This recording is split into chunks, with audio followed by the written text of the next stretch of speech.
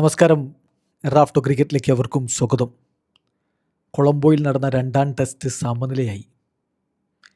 ഇരു ക്യാപ്റ്റന്മാരും കൈകൊടുത്ത് പിരിഞ്ഞു. എന്താ പറയേണ്ടതെന്ന് അറിയില്ല. കളി 5-ാം ദിവസം തുടങ്ങുമ്പോൾ നമ്മുടെ കയ്യിലാണ് എന്ന് കരുതിയതാണ്. പക്ഷേ ഇന്ന് വെറും 3 വിക്കറ്റുകൾ മാത്രമാണ് നമുക്ക് എടുക്കാൻ കഴിഞ്ഞത്.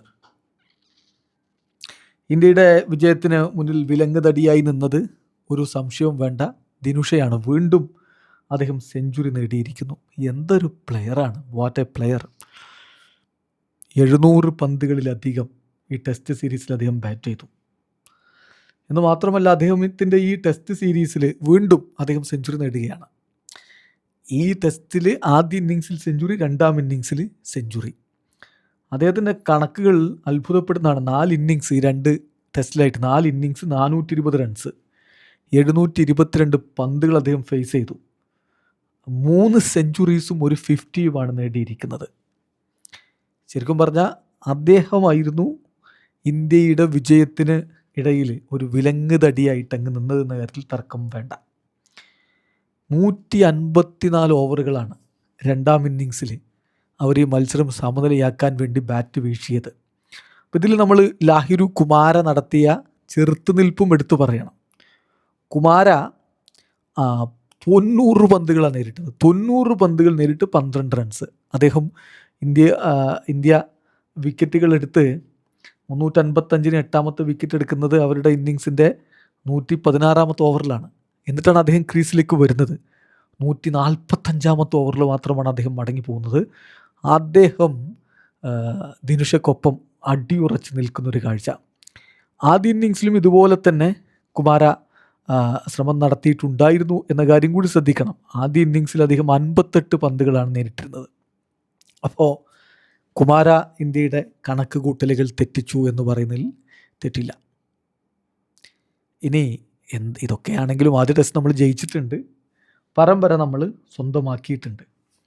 ഇപ്പോൾ ശ്രീലങ്കയിൽ പോയിട്ട് ടെസ്റ്റ് പരമ്പര നേടിയിട്ടുള്ള ഇന്ത്യൻ ക്യാപ്റ്റന്മാർ ഇതാ 3 പേരാണ്. മൂന്നാമൻ ശുഭ്മൻ ഗില്ലാണ്. അതായത് മുഹമ്മദ് അസറുദ്ദീൻ ആദ്യമായിട്ട് ശ്രീലങ്കയിൽ പോയിട്ട് ടെസ്റ്റ് പരമ്പര നേടി ഇന്ത്യൻ ക്യാപ്റ്റൻ മുഹമ്മദ് അസറുദ്ദീൻ ആയിരുന്നു. പിന്നെ വിരാട് കോഹ്ലി അത് നേടി. ഇതാ ശുഭ്മൻ ഗില്ല് കൂടി ആ ഒരു കാറ്റഗറിയിലേക്ക് വന്നിരിക്കുന്നു എന്നുള്ളതാണ്. ഇപ്പോൾ ക്യാപ്റ്റൻ ശുഭ്മൻ ഗില്ലിൻ്റെ റെക്കോർഡ് മോശമല്ലാത്തതാണ്, ഗുഡ് റെക്കോർഡാണ്. ഇംഗ്ലണ്ടിനെതിരെ ടെസ്റ്റ് സീരീസ് 2-2 സമനിലയായിരുന്നു. പിന്നെ വെസ്റ്റ് ഇൻഡീസിനെതിരെ 2-0 ജയിച്ചിരുന്നു. അഫ്ഗാനെതിരെ 1 ഓഫ് ടെസ്റ്റ് വിജയിച്ചിരുന്നു. ഇതാ 1-0 ഇപ്പോൾ ശ്രീലങ്കയ്ക്കെതിരെ വിജയിച്ചിരിക്കുന്നു. അപ്പോൾ മോശമല്ലാത്തൊരു റെക്കോർഡ് അദ്ദേഹം ഉണ്ടാക്കുന്നു എന്നർത്ഥം. പിന്നെ ഇതിൽ തീർച്ചയായിട്ടും നമ്മൾ വിജയിക്കുമെന്ന് കരുതിയതാണ്. പക്ഷേ എല്ലാ പ്രതീക്ഷകളും തെറ്റിച്ചപ്പോൾ നമുക്കെല്ലാവരെ കൊണ്ടും എറിയിക്കുന്ന ഒരു സ്ഥിതിയിലേക്ക് പോയി. പിന്നെ അങ്ങനെയാണല്ലോ, കളി കിട്ടൂല എന്ന് കണ്ടാൽ പിന്നെ എല്ലാവരും എടുത്ത് പന്തെറിയുന്നു. ശുഭ്മൻ ഗിൽ 2 ഓവർ എറിഞ്ഞു. യശസ്വി ജയ്സ്വാൾ, ധ്രുവ് ജുറൽ ഒക്കെ പന്തെറിയുന്ന കാഴ്ച നമ്മൾ കണ്ടു. ഏതായാലും മത്സരം ഒടുവിൽ സമനിലയിലായി. രണ്ടാം ഇന്നിങ്സിൽ ശ്രീലങ്ക 9 വിക്കറ്റ് 429 എന്ന നിലയിൽ നിൽക്കുമ്പോഴാണ് സമനിലയാക്കാൻ വേണ്ടി തീരുമാനിച്ചത്. ഫോളോ ഓൺ ചെയ്തിട്ട് അവർ സമനില പിടിച്ചു. കളി നമുക്കൊന്ന് രത്നച്ചുരുക്കം പോലെ പറഞ്ഞാൽ, ആദ്യ ഇന്നിങ്സിൽ ഇന്ത്യ 503 റൺസാണ് 9 വിക്കറ്റ് നഷ്ടത്തിലെടുത്തിരുന്നത്. എന്നിട്ട് ഡിക്ലെയർ ചെയ്യുകയായിരുന്നു. ശ്രീലങ്കയുടെ ആദ്യ ഇന്നിങ്സ് 290-ന് ഓൾ ഔട്ടായി. രണ്ടാം ഇന്നിങ്സിലാണ് ഇമ്മാതിരി കളി അവർ കളിച്ചത്. 9 വിക്കറ്റിന് 429, ഒടുവിൽ സമനില. വളരെ പെട്ടെന്ന് സ്കോർ കാർഡ് ഒന്ന് നോക്കുകയാണെങ്കിൽ ആദ്യ ഇന്നിങ്സിൽ നമുക്ക് ഇന്ത്യയുടെ നിരയിലെടുത്ത് പറയാൻ 117 റൺസുമായിട്ട് ദേവദത്ത് പടിക്കൽ ഒരിക്കൽ കൂടി മികച്ച പ്രകടനം നടത്തുന്നത് നമ്മൾ കണ്ടു. പിന്നെ ശുഭ്മൻ ഗില്ലിൻ്റെ അർദ്ധ സെഞ്ചുറി, അദ്ദേഹം 50 റൺസ് അടിച്ചു.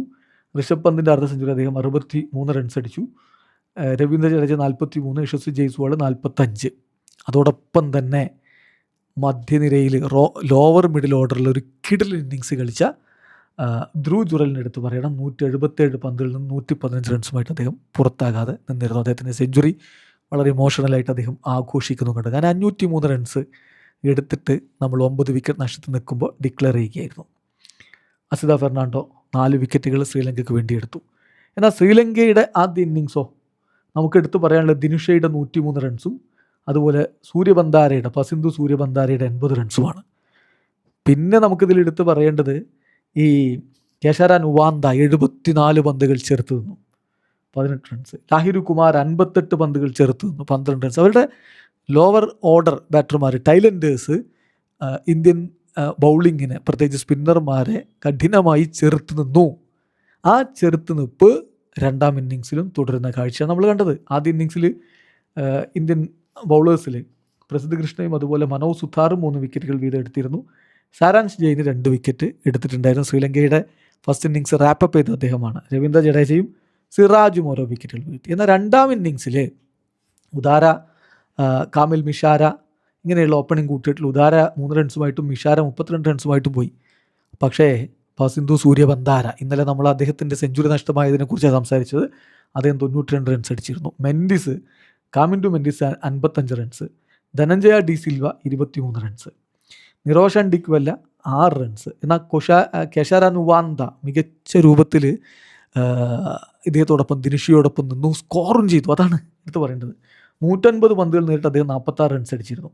അവിടെ തന്നെ കളി അവരെന്താണ് ചെയ്യാൻ ഉദ്ദേശിക്കുന്നത് എന്നുള്ളത് വ്യക്തമായിട്ടുണ്ടായിരുന്നു. പിന്നെയാണ് നമ്മൾ പറയാം, പ്രഭാത് ജയസൂര്യ 2 റൺസുമായിട്ട് പോയെങ്കിലും അദ്ദേഹം 28 പന്തുകൾ നിന്നിരുന്നു. പിന്നെ കുമാര 90 പന്തുകൾ 12 റൺസ്. വല്ലാത്തൊരു പ്രകടനമാണ് അദ്ദേഹം നടത്തിയത്. ഇതൊക്കെ ആകുമ്പോഴും എടുത്തു പറയേണ്ടത് സൊനാൽ ദിനുഷയുടെ 264 പന്തുകൾ നേരിട്ടുള്ള മാരത്തൺ ഇന്നിങ്സ് 133 റൺസുമായിട്ട് അദ്ദേഹം പുറത്താകാതെ നിന്നിടത്താണ് ഈ കളി ശ്രീലങ്ക സമനിലയിലേക്ക് കൊണ്ടുപോയിരിക്കുന്നത്. ഇന്ത്യക്ക് വേണ്ടി രണ്ടാം ഇന്നിങ്സിൽ മനോജ് സുതാറും രവീന്ദ്ര ജഡേജയും 3 വീതം വിക്കറ്റുകൾ വീഴ്ത്തിയിട്ടുണ്ടായിരുന്നു. എന്തായാലും നമ്മുടെ ബൗളിംഗ് നിര ശ്രമിച്ചു. ഒരുപാട് വർക്ക് ലോഡ് വളരെ അധികമായിരുന്നു. മനോജ് സുതാർ 41 ഓവർ, സാരാംശ് ജെയിന് 37 ഓവർ, രവീന്ദ്ര ജഡേജ 38.3 ഓവറുകൾ ബൗൾ ചെയ്തു ഈ രണ്ടാം ഇന്നിങ്സിൽ എന്ന് പറയുമ്പോൾ സ്പിന്നേഴ്സ് ഒരുപാട് ശ്രമിച്ചു. പക്ഷേ ശ്രീലങ്കയുടെ ചെറുത്ത് നിൽപ്പിനെ പൊളിക്കാനായില്ല. 2-0 തൂത്തുവാരാം എന്ന് നമ്മൾ കരുതിയ ആ ഒരു ടെസ്റ്റ് പരമ്പര 1-0 വിജയിച്ചിരിക്കുന്നത്. സോ WTC റാങ്കിങ്ങിൽ മുന്നോട്ട് കയറണമെങ്കിൽ ഇനിയും പെടാപ്പാട് പെടണം. വീഡിയോ അവസാനിക്കുന്നു. ക്രിക്കറ്റ് ലോകത്തെ കൂടുതൽ വിശേഷങ്ങളുമായി റഫ്ലക്സ് എത്താം.